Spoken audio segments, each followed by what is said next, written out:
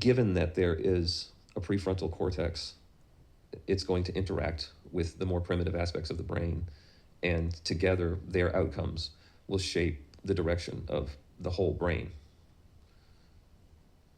But human beings, for the majority of their existence, have been living a life that's more akin to animals. Observe nature. It's utterly ruthless.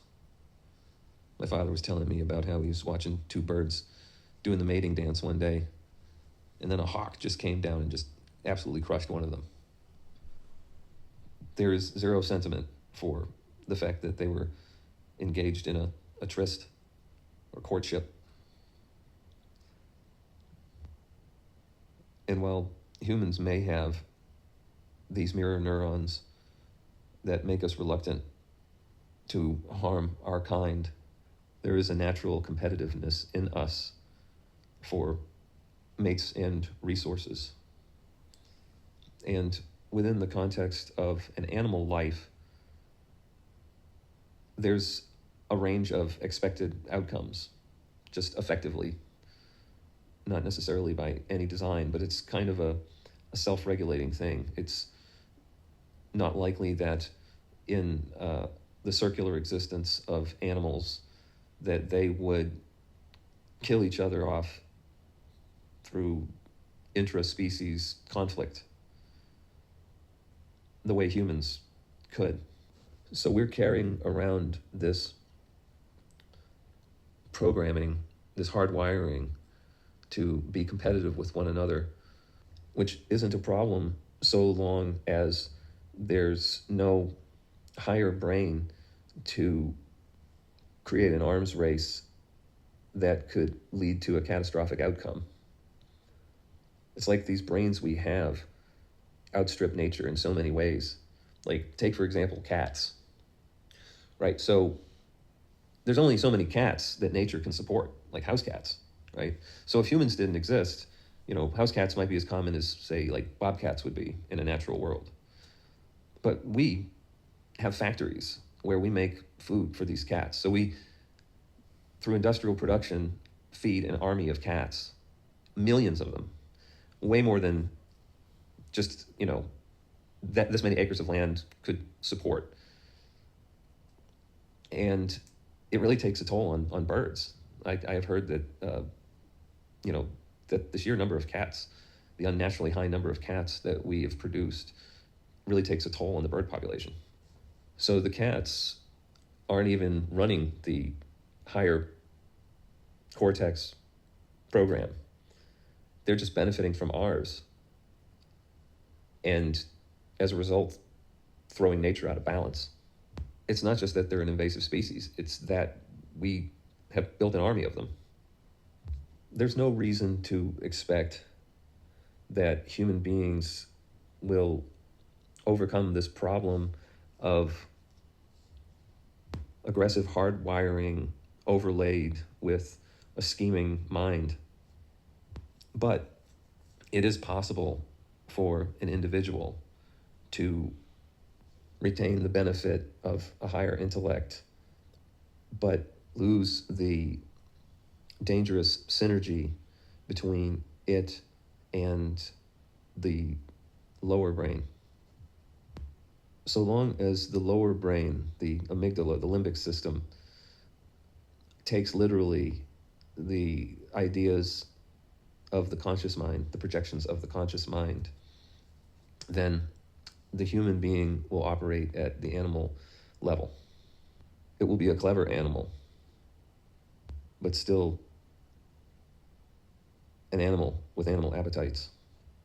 But this is the kind of animal that, by virtue of its intelligence, could destroy the species. A conscious being wouldn't do this. People who are cut off from the truth, the palpable truth, they don't know they're cut off. There seems no widespread knowledge and acceptance of there being a predominant state of being and a less encumbered one that's possible. That's why there's the danger of being stigmatized in talking of such things. When the animal brain no longer takes orders from the human brain, then there is a clearer understanding of the way things were operating prior to this realization. Its tendencies can be related back to things that were done in the past, and there's insight into how ignorance translates into fear and suffering and then action that's regretted, and then it's seen how that regret itself becomes an object of focus that puts one in the state of being that requires more regrettable actions. And it's also understood that prior to this realization, one was very normal, very typical, and therefore could expect with reasonable certainty that one hasn't simply gone from a deeply unconscious state to the predominant state, because it is seen that people who fit the world's definition of righteousness are clearly subject to the whims of the conscious mind through the reactions that it causes in the animal brain. People who are judged righteous by society are routinely caught up in scandal, and action is preceded by thoughts. So these thoughts are going on in their heads, and they are connecting with things in the body that build appetite.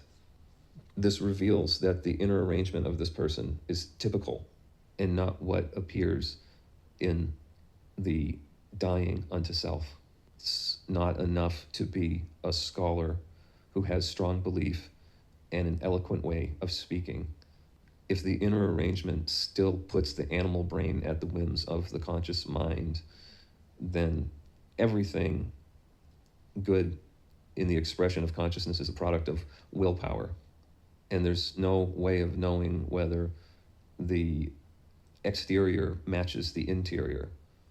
This is what it means to be a whitewashed tomb or a tare rather than wheat.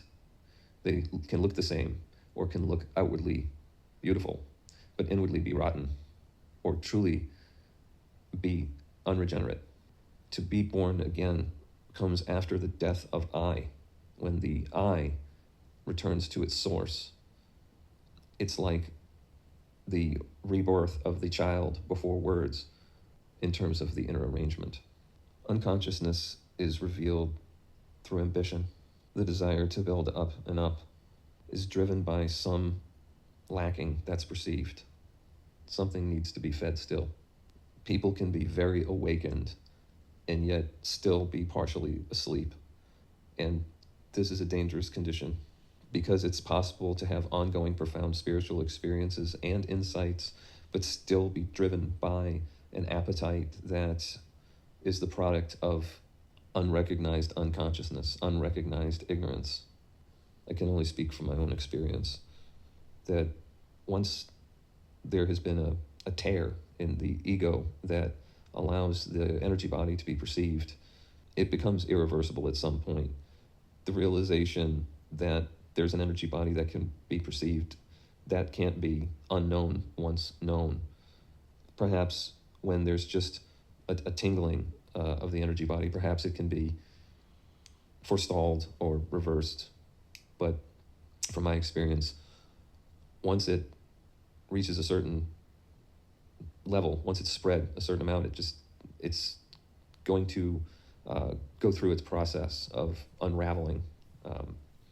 And there are many different possible outcomes. Spiritual awakening can have bad outcomes. But when there truly is no I, though it may be still a tool, duality is a tool to facilitate living, but there's no I that's pulling levers. And in this, there's nothing to be offended for, and there's also nothing to aggrandize. That which is aggrandized in the unconscious is what is recognized to be the idol that precludes the perception of truth in awakening. And thus, there's no sense that these idols should be aggrandized.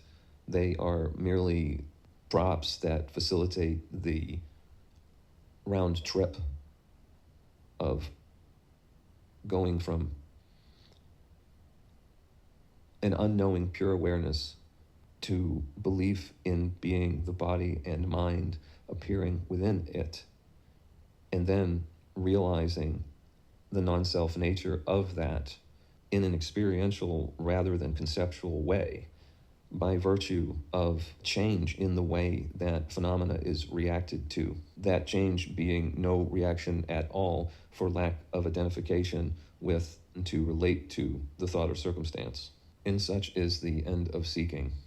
No amount of fighting or activism will change the propensity of human beings to be like they are. All human history does is change the circumstances. So the stage and the players, the actors, it's all just rearranged. But human unconsciousness, and therefore the constant struggle to make the world perfect, it just goes on and on. But it is possible for you, through inner work, to become one who dies before they die, which destroys that thing against which all activists and idealists wish to fight, but can't see in themselves.